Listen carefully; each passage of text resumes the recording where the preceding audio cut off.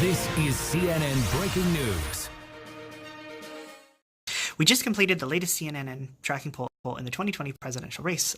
Let's get right to our election correspondent, Jared Wallace, in the war for the Cherry Spot Command Center. Nice to see you, Christopher. What do these numbers tell us?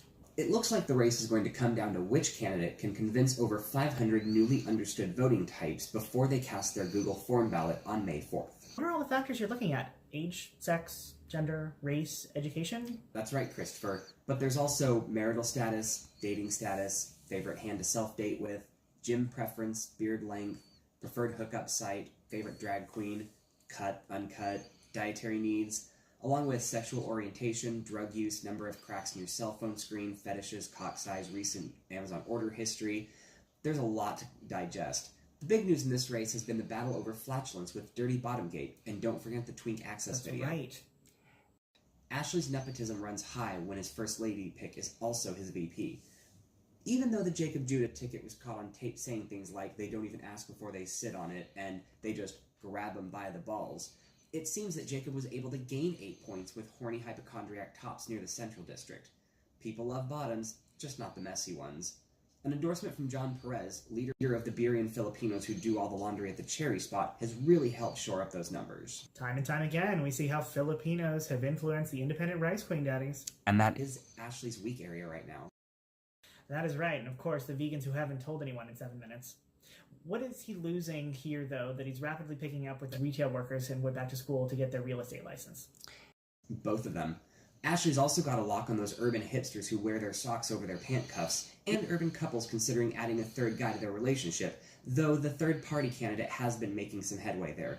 Let's talk about the 15% of divorce-screeching southern homosexuals who've moved to a major city.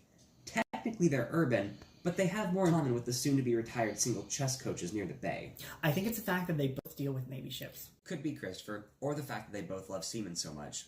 But it might also be their southern... Speaking of Southern, in Jackson, Mississippi, it will be interesting to see if quick-talking, recently employed, wildly sexual voters will turn out to vote. Only if MedEvent kicks them out in time. You know who we are expecting a lot of involvement from are drag queens, including the Thirsty Thursday tip whores, wannabe YouTube stars who like to party, and the RuPaul Drag Race masturbators. Those were the strongly pro-Ashley voters before, but the third party, led by... Bryant has been getting head there. Now, what about the corduroy-wearing West Seattle lesbians who've had a baby and recently remodeled their downstairs demographic? Unless Jacob can convince the corduroy-wearing West Seattle Seahawks-loving lesbians to come out and vote, I believe he may lose that whole demographic.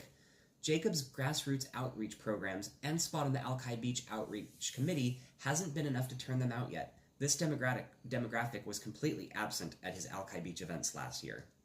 That's a shame. How about the white boy next door type who Facebook friends and already crushes on every Asian before you do?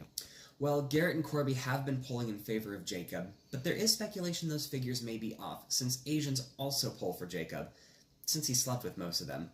Garrett and Corby may just be saying that to impress those Asians.